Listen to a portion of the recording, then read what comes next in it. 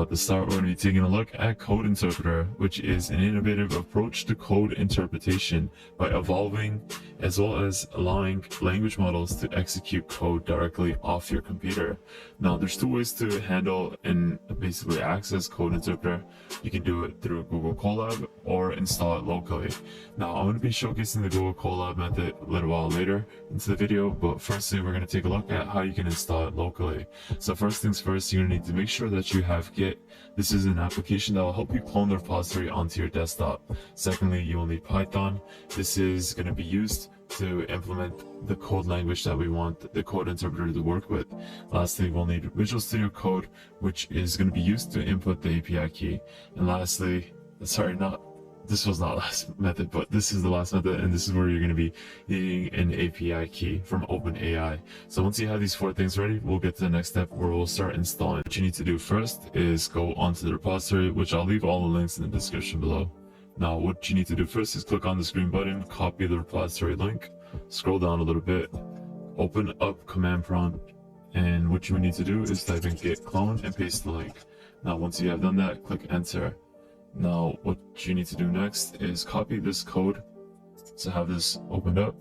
And once this has finished cloning, we'll get to the next step where we'll go into the folder and start installing the different types of things that are needed for this application. Now, once it has finished cloning, you can just copy this code again, which you already did, paste it, and before you actually do that, you need to go back, type in cd, and then go into the Open Interpreter file, which is Open Interpreter. Once you're here, paste this code, pip install Open Interpreter, which will now start installing the requirements of this package.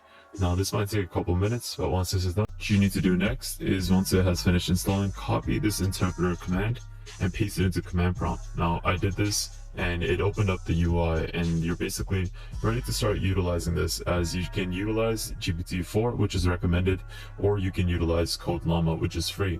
And if you do not want to utilize GPT-4, you can just click enter. But in this case, you can upload your API key over here. So you want to create a key, copy this key, go back into command prompt or Visual Studio Code. Now, I prefer Visual Studio Code most of the times, but in this case, we're not going to be utilizing it. But you can run this basic application off of command prompt as well as off of Visual Studio Code. Now, in this case, I inputted my API key by clicking enter, and it says to save this key for later, run export OpenAI API key equals your API key. And on Linux, you can do Windows, you can do set x open API key and then input your API key. Now, to run locally, use interpreter locally. So then now you can press enter this command. So OpenAI will require approval before running the code, so use this command over here. So now I'll type in interpreter-y and click enter. Now, once this is done, it will start approving, and we're going to be able to start running GPT-4. So we can see it asks, hello, how can I assist you today? I'm going to just write it something basic. Write me a code for a snakes and ladder game. Now, if you have any sort of code related application to generate certain types of code for, as it's a good benchmark to assess how this type of application is able to generate a code for certain types of content that you give it. Now, let's see if it's able to generate this as we go forward. You can see that it gives you a text-based plan as to what it's going to do. So we can see that it defines the game board, which is the first step that it did. And if you wanted to run the code, you can just click yes. So in this case, I'm going to click yes, as we're going to see what it's actually able to do. And now that the game board is designed, if you do not like this definition of the game board, you can obviously tweak it and say no, and then ask it to rewrite it in a certain type of method that you would want it. Now we can see that next it's going to then define the player positions. And for this example, let's assume that we have two players, player 1 and player 2. Now, if you agree with this, you can click yes and click enter. So one great thing about this is that it keeps on asking you what it wants you to review over, and if you do approve it, then you can just continue forward. But say if you do not want it to have 2 players, but you want it to have 4 players, then you can click no and then tell it that I want to have only 4 players, not 2 players. So once this has fully generated, I'm going to showcase an example where I actually click no, so that you can get a good idea as to how you can tweak and add certain types of prompts to your original prompt. I actually added 4 players now because I said, would you like to run this code now? I said no, and I inputted I want to add 4 more players. So in this case, we have 4 now, and then you can click enter and it'll then resume to whatever it was focusing on previously. So this is such an easy way for you to basically generate code and work alongside with the AI to generate certain types of things that you wanted to achieve. So like we've seen with many other code projects or code planning projects, it basically generates the whole project all at once. But in this case, you're working alongside with the AI to create and generate certain types of apps, different types of tasks, and so much more. Now, this is just one little example as to what you can do, as there's so many different types of capabilities that this open interpreter is actually able to do, in which you can convert PDF files, edit certain types of things, search the web, and it's basically like an assistant for you to develop different types of tasks that you give it. So definitely want you to check this out and play around with it on your local host. Now, if you guys do not want to install this on your local host, you're actually able to install it off of Google Colab, which is something that I'll showcase in the next step. If you're running this on Google Colab, what I want you to do first is go onto runtime, change the runtime to the best hardware accelerator that you have. So once you have set it to whatever the best GPU or CPU that you have, you can click save, and then you want to click on file, and once you click on file, save this copy into your drive. So this way you're utilizing this code on your own drive and save whatever files that you want. Now it gives you a good step-by-step demonstration as to what you can do. It gives you all the capabilities as well as where you need to input certain types of things. Now first things first, we can see that for setup you need to install the different types of dependencies that are required for this application, so you can click run on each and every one of them. Now in this case, when you get to this step, you need to provide your OpenAI API key. Now in this case, if you're not going to be utilizing the OpenAI key, you can just use Llama, and in this case you can skip the step and go forward. Now if you go a little bit later on into this input, we can see that you can start by asking an interpreter to print hello world.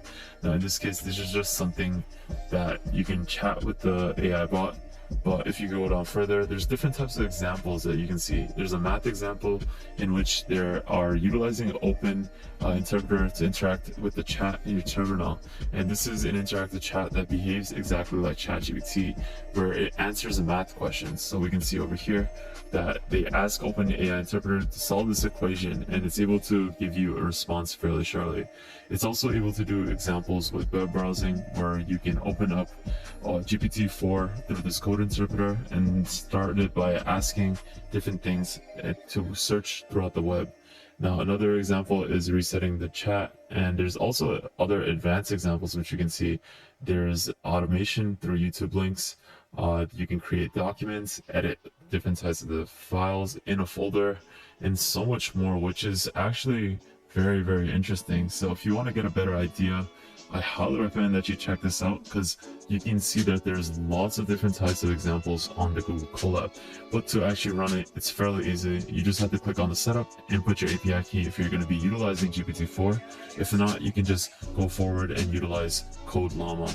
And this way you can then click play, and then another prompt will open up in which you can chat and input whatever prompt that you want the code interpreter to focus on. And that's easy as that, focusing on the comparison to ChatGPT's code interpreter with the open interpreter. Now you might be wondering, what's the reason to utilize this when you have ChatGPT's code interpreter? Firstly, the code interpreter with ChatGPT is a paid plan in which you need to have GPT-4, which is a monthly subscription, and you need to pay around $20 for that. Secondly, you do not have internet access with OpenAI's code interpreter. You're limited to a set of pre-installed packages, and you have a maximum of 100 upload, which upload as in like 100 MB of upload space, and it requires a 120-second runtime limit. So this is why you would want to utilize Open Interpreter, because it opens up so much more possibilities of utilizing this code interpreter to achieve many different things. Whereas you can have an internet access, you're not limited to a set of pre-installed packages. You can upload maximum amount of content, and the state is cleared when the environment dies. So in this case, the state is not cleared, it's reserved, and it has a history in which you can upload and work alongside with, as it has a storage built in with this application, in which it allows you to chat with previous projects or whatever that you had previously worked upon. So this is such an amazing way to utilize Open Interpreter with GPT-4 as well as other types of models. So I hope you enjoyed today's video, guys, and you got some sort of idea as to how you can run this on your own local computer as well as on the cloud. So thank you guys so much for watching. I hope you enjoyed today's